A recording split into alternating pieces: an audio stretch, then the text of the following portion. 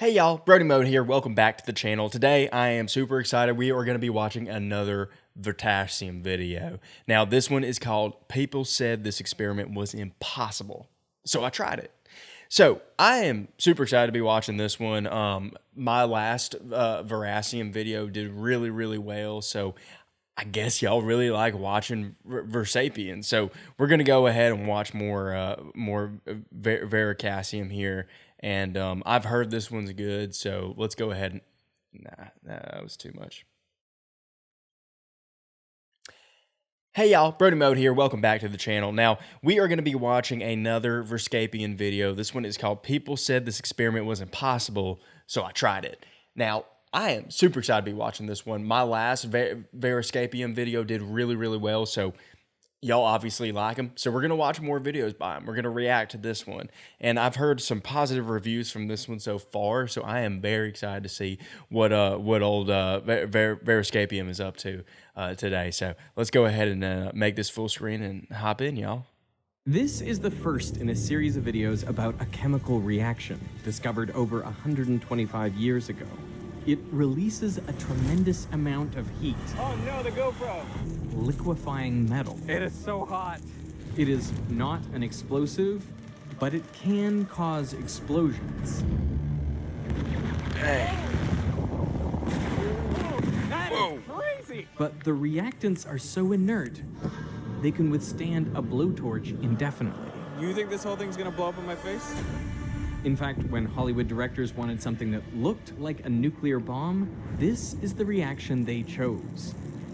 But in its most common use, one basically unchanged in over a century, it has helped move billions of people all over the world. In the late 1800s, Carl and his younger brother Hans Goldschmidt were preparing to join the family business. Their father owned a chemical factory making dyes for fabrics, so they studied chemistry under Robert Bunsen of Bunsen burner fame. After their father's early death, Carl took over management of the company, later joined by his younger brother. One of Hans's first major research aims was to find a way to produce pure metals. These were essential for making dyes for everything from clothing and tablecloths to wallpaper. At that time, good dyes were hard to come by. Most were faint and faded further after use. Some required the collection of large quantities of exotic insects. These days, we take color for granted. But in this drab world, people would pay handsomely for bright, color-fast dyes. One such dye was Scheele's green, which was chemically copper arsenite. As its name suggests, it was toxic, though exactly how toxic is a matter of debate. Still, it became the dominant green dye by the end of the 19th century because its color was unbeatable. The red color of the British Army officers' coats was made from cochineal, a Central American insect, mixed with tin. The addition of tin made the color darker and more intense, so the demand for pure metals was strong. They had their experience in purifying metals by dissolving them in solutions or in acids and all kinds of things. The incoming cyanide solution goes on dissolving the particles of gold left in the sand after amalgamation and liquefies it.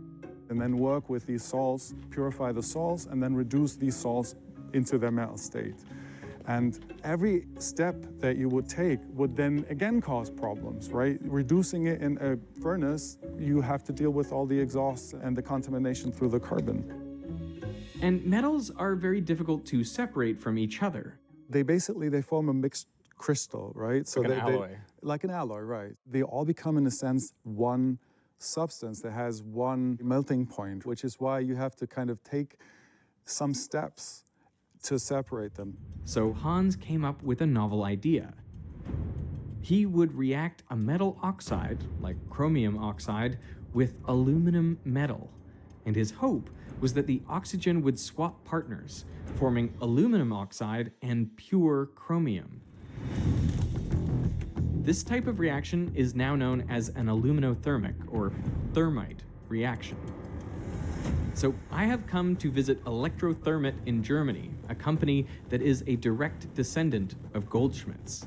I feel like they've set this up like a tour of Willy Wonka's chocolate factory, but instead it's a thermite factory. Here, we are going to try to replicate Han's first successful reaction. All experiments in this video were performed under the supervision of professionals, taking proper safety precautions. Originally, the first experiment was using chrome, but we're using copper, which is comparable. This is like 300 grams. Yeah, 300 grams of thermite. Pour it in. All right. We pour it into the It's crucible. going to be a big explosion, I can and tell. ignite. All right. Yeah. That's it? Yeah. Leave it, leave it, leave it. Whoa! Dang. That is like fireworks. Oh, that's impressive. Well, you bet he was surprised when he saw that.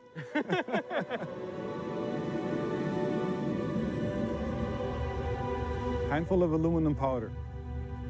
And then you get this. As you can see, the reaction releases a lot of energy.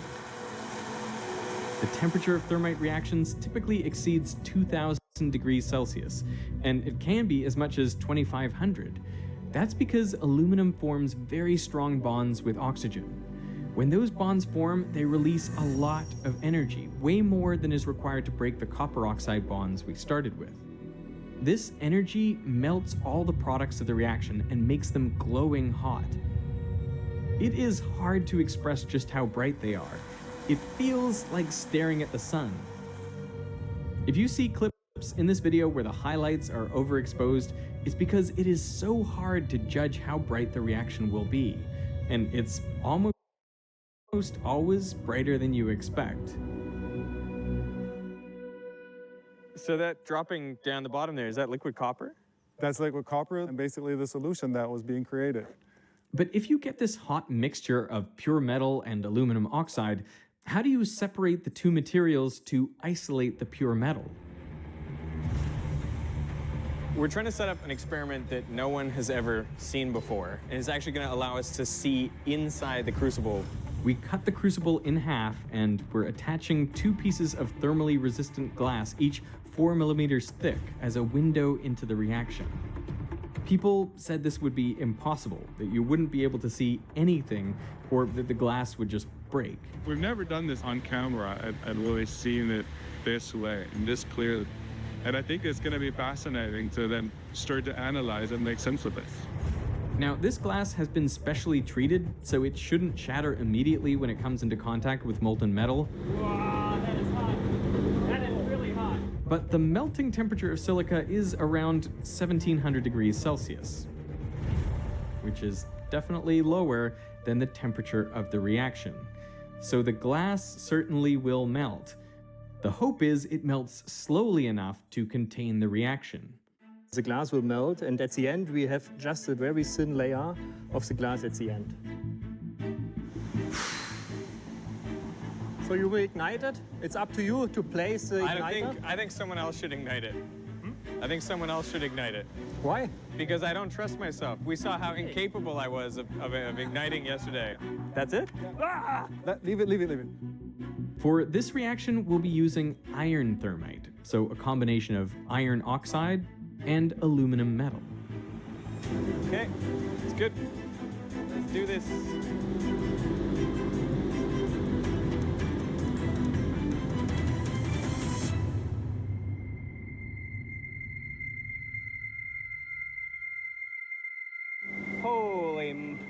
Oh no, the GoPro. Oh boy. Oh no. Oh no.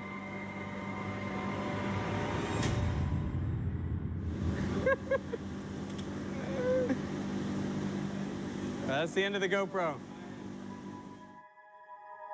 The reaction starts at the igniter and expands outwards in all directions. To me, it almost looks like ants or mold or something. It looks organic in how it's sort of spreading. You see a pulse. Yeah. Boom, boom, boom. It's living. Yeah, that's what it looks like.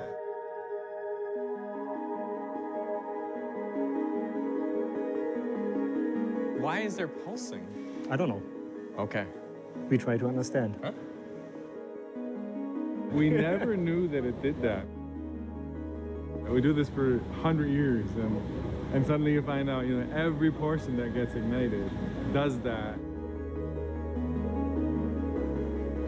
I'll be right back. Do you think that's gas escaping up? And that's almost what causes the pulsing? Like some gas heats up and then it shoots up and then it makes space for the next one?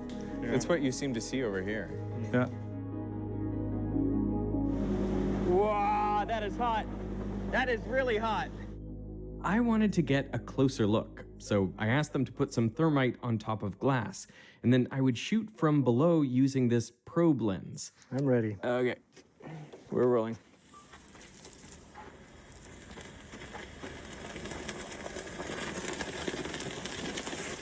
It's rolling, it's rolling, it's rolling, it's rolling, it's rolling. There it goes, there it goes, there it goes, there it goes, there it goes, there it goes. Wow! Wow! Yeah! The exposure is pretty good. Oh my goodness, incredible. This is the closest I think anyone's ever filmed a thermite reaction.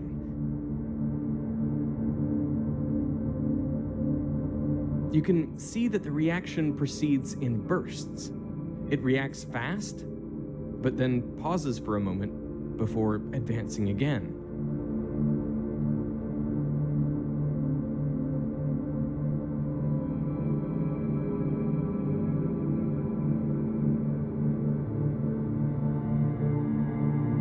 Can I take it?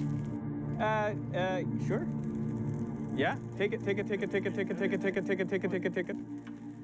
Oh boy. I have two ideas about why this might be.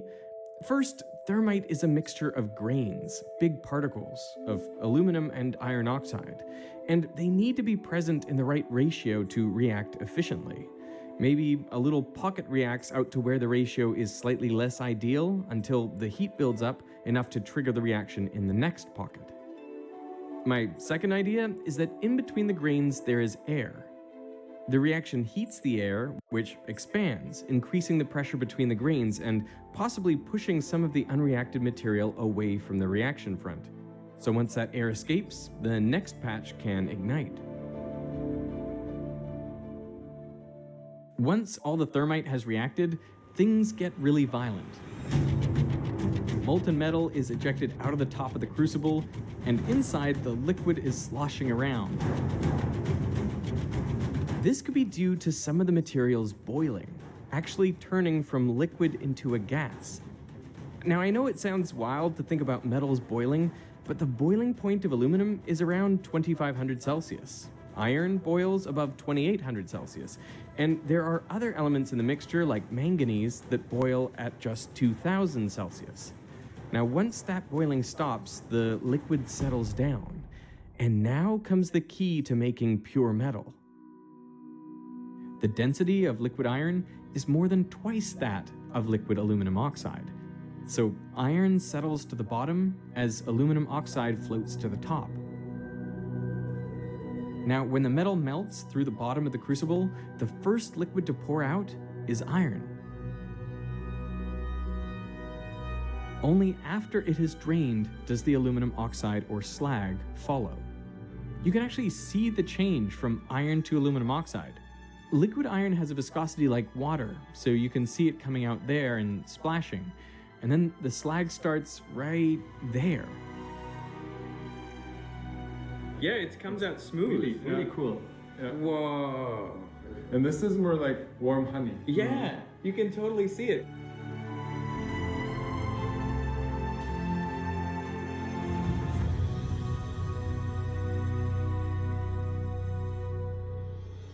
Wow. It definitely gives you a sense of being right there. And you can see the flames coming off the front. And it still records. Look at the bubbles on the glass. You see those bubbles? And the beautiful shot of the iron pouring out.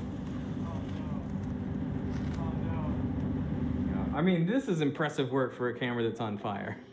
We're gonna put a cobblestone, normal street paver. Inside here, it's made of limestone. We'll pour the thermite on top, then ignite it. Yes. And then we'll see that the cobblestone is less dense then that solution is gonna come up to the surface. Whoa. Okay.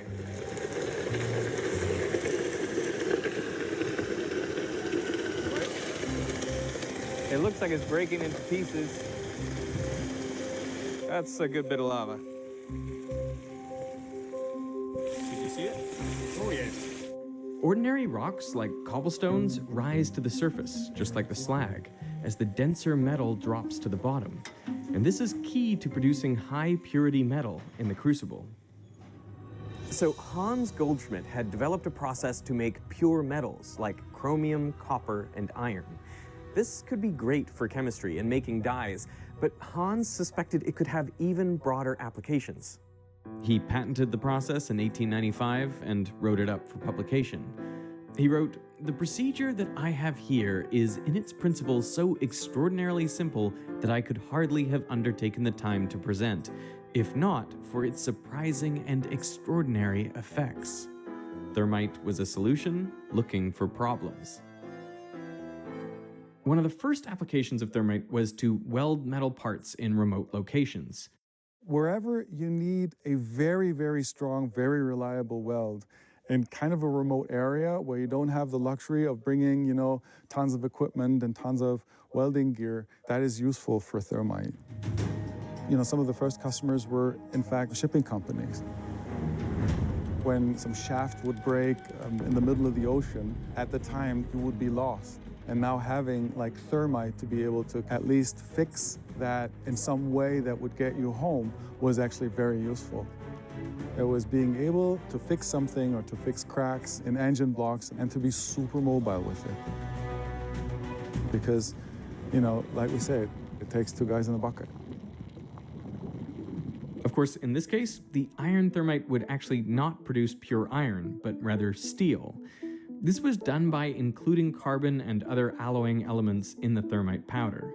Nobody needs pure iron. Pure iron is actually useless. It's very soft.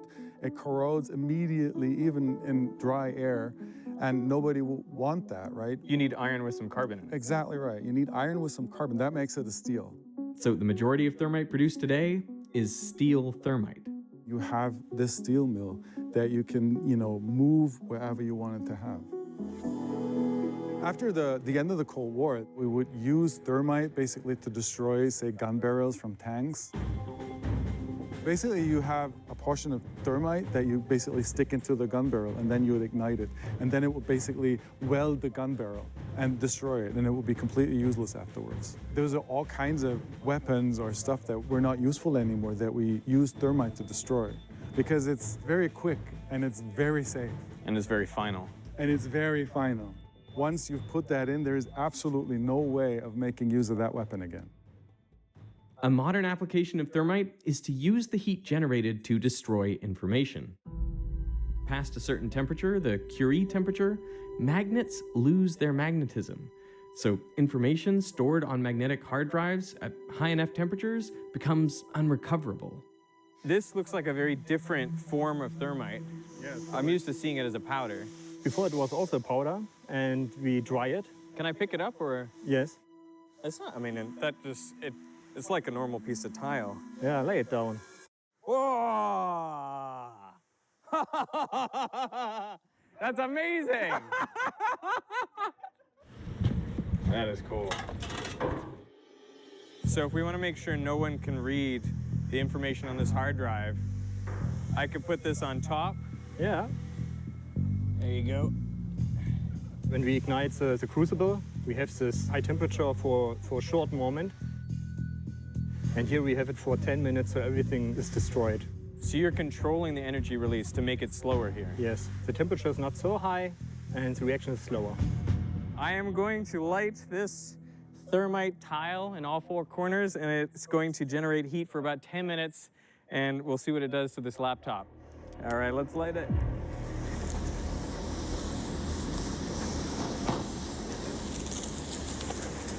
Ooh, I like this. See how it's oozing? Whoa. It's a totally different effect. Whoa. Yeah, that's getting hot. It's getting to the laptop now. This is really cool. Like, you gotta see the molten goo coming out from underneath that laptop. That is wild. Whoa. After seeing so much thermite, this is a totally different version of it. Look at the puddle of metal there. Oh.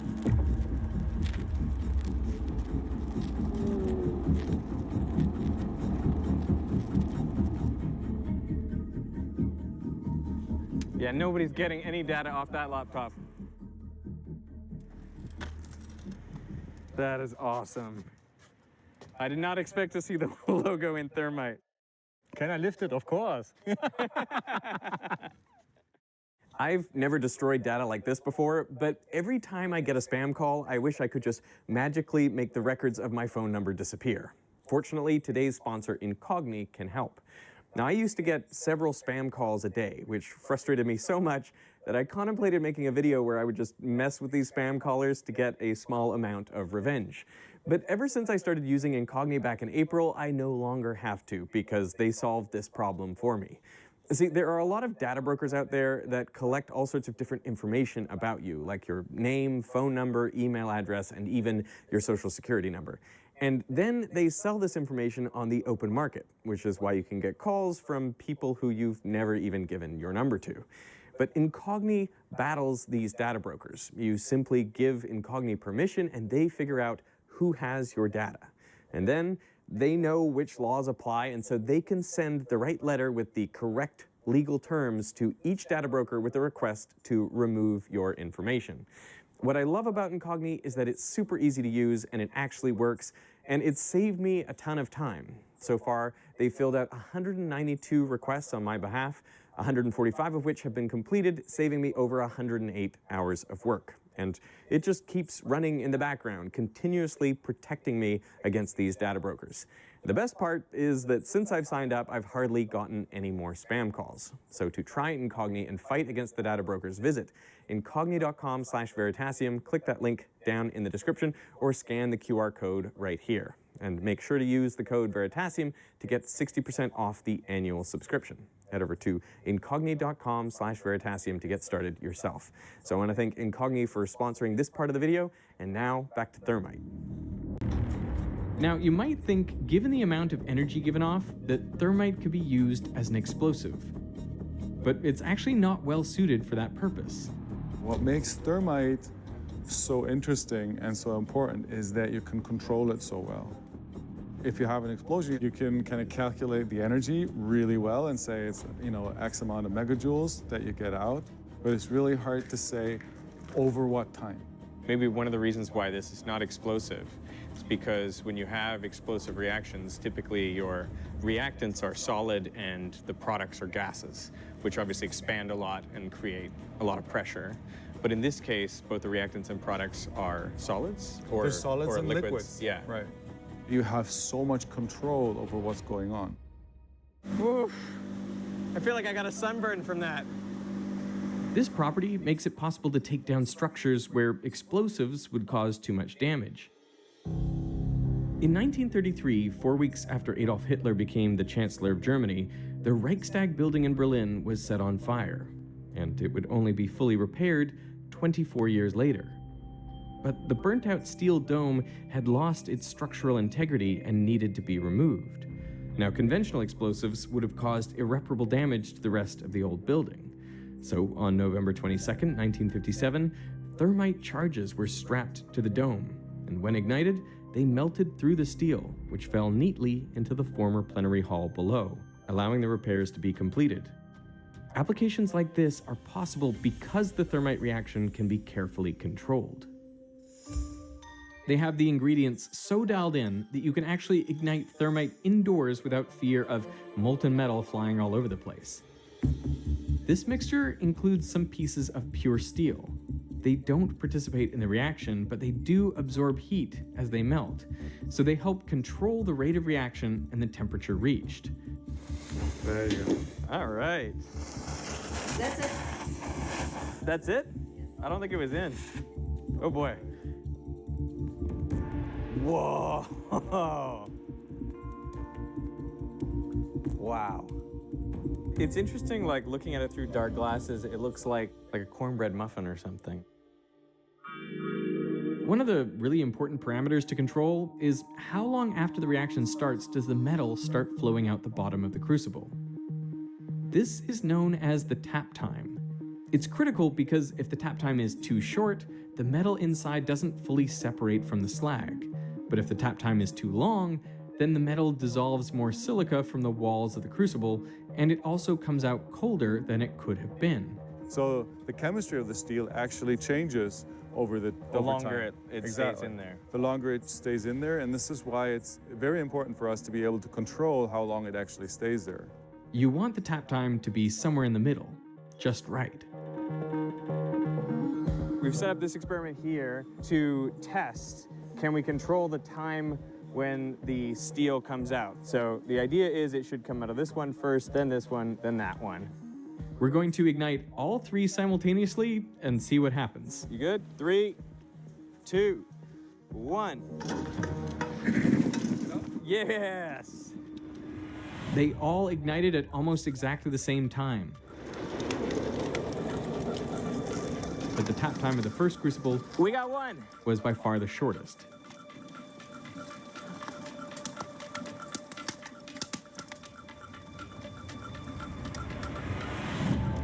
Two.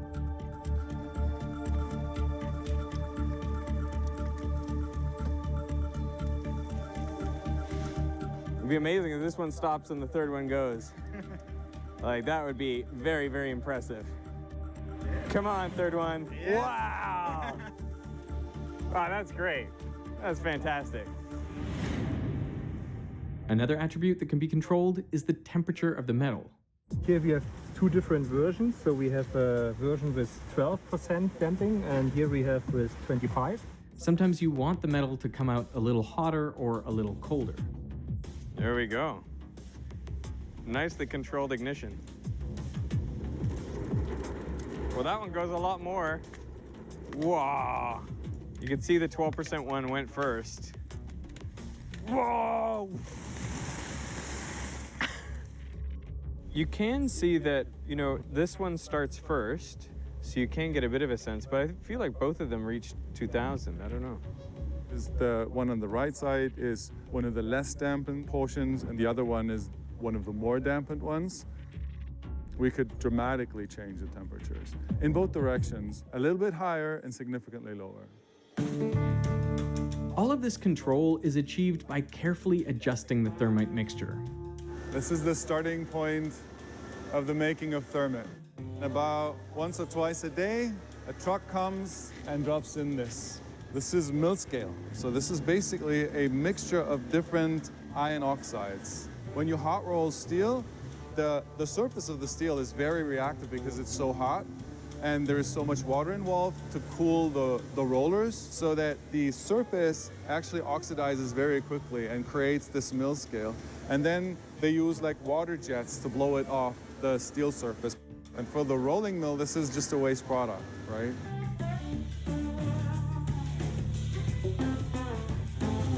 Whoa. There you go. That is cool. The mill scale from outside comes in here and then gets dried, because thermite and water, they're not exactly friends, and you want the mill scale to be as dry as possible and then stay dry. So this is how we dry it. The iron oxide is shaken up the spiral ramp to the top floor, and there the particles are separated into different sizes and compositions before being mixed with aluminum powder. This also has to be very dry, I imagine. It's not as much a problem here because the way that it's being manufactured doesn't contain any water. With the iron oxide, It's getting blown off with the water jets. we have to control all the elements, the reactive elements, which is the iron oxide and the aluminum, to make sure that every portion has their very defined reactivity. And then we get the reaction that we want and also the chemical qualities in the steel that we want. You guys use this word portion. Portion, yeah, that's the way that we use. A portion is basically one bag of thermite. No cameras. Always breaking the rules, this guy. So the portions are bagged up individually and stored in the warehouse. This is our warehouse, but this is only one of them. And this is not even the biggest. Can I ask you one question here? Okay, yesterday we saw there's a tremendous amount of energy in thermite. And in this warehouse, there's a tremendous amount of thermite. So the question for you is this in any way dangerous? It's a fair question. It's a fair question.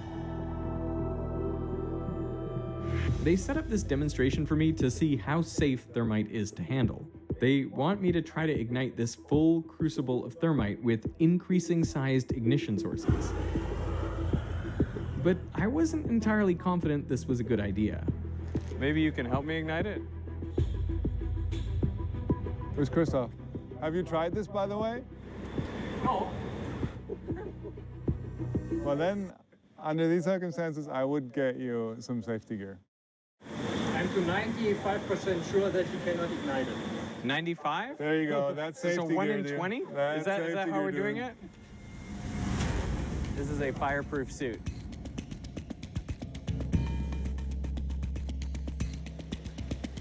At least there will be footage how it happened.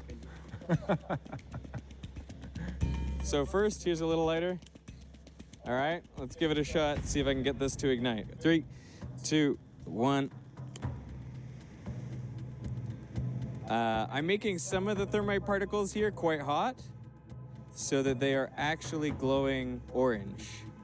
Oh, it's getting quite bright. Are you getting worried watching that? No, we're not getting worried. I heard you make a noise and I was like, no, he's getting worried. I shouldn't keep it on the same spot. You think this whole thing's gonna blow up in my face? No. I hope not. So you can see, like, even getting it Glowing hot. glowing hot, it still won't ignite. All right, let's pull out a bigger torch. I'm gonna try with this one. Got a nice big blue flame there. I feel like this is not as hot as the other lighter. So I'm getting a little bit of orange there, but just barely. We're gonna have to bring out the big guns. All right, let's torch it. In 3, 2, 1. Do you think we can build up enough heat? How hot? 500. Is he saying 500? Yeah. I can see a lot of thermite glowing orange. There's some pieces coming out. Nice and glowing. 700 degrees. But I think this is an excellent demonstration that thermite is not going to ignite under normal conditions.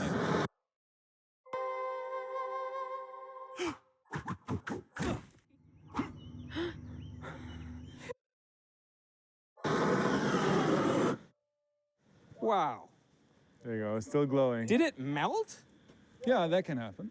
It can melt and not Not ignite. What the? That is absolutely nuts. Obviously, there is a lot of potential energy here, but getting that energy is really, really difficult. So if it would catch a fire and, you know, whatever, the wooden pallets would burn, you would not be able to ignite the thermite. Would not even. No, it would just sit there and it would just ignore you. The key to this lack of reactivity is the aluminum powder. The aluminum is quite stable because it's covered in aluminum oxide. And only if it gets so violently heated that that layer breaks down in a large number of particles, then the reaction can start. So the aluminum oxide is like the secret stopper of thermite. Exactly, the seal. This reaction has a very high activation energy, so it can't be started by a lighter or a propane torch. Okay. This is why we've been using barium hydroxide igniters, basically the same stuff that's in sparklers. Happy New Year! It gets hot enough to break through the aluminum oxide layer and start the reaction. We want to make sure that the ignition temperature is so high that you can only light it deliberately. Because once it's going, I'm gonna push the button. In 3, 2. there is no way of stopping it.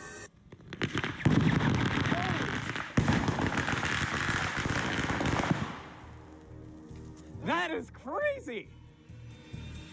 I was filming in Germany for a full 5 days, so this is just a taste of what's to come. We'll find out how thermite reacts with its environment, and we'll have a dedicated video on the most common application of thermite: welding railroad tracks together. There probably will be millions of people watching this video. Most of them have probably ridden on a train. What is the likelihood that they have ridden over one of your thermite welds? They will. 100%. 100%. So make sure you're subscribed to be notified about these videos when they come out. Man, that was sweet, y'all. Learned a lot about thermite and just all kind of science stuff from Veritasium. So make sure to go give that video some love. Give this video a like if you enjoyed it, and we'll see you in the next one. Bye-bye.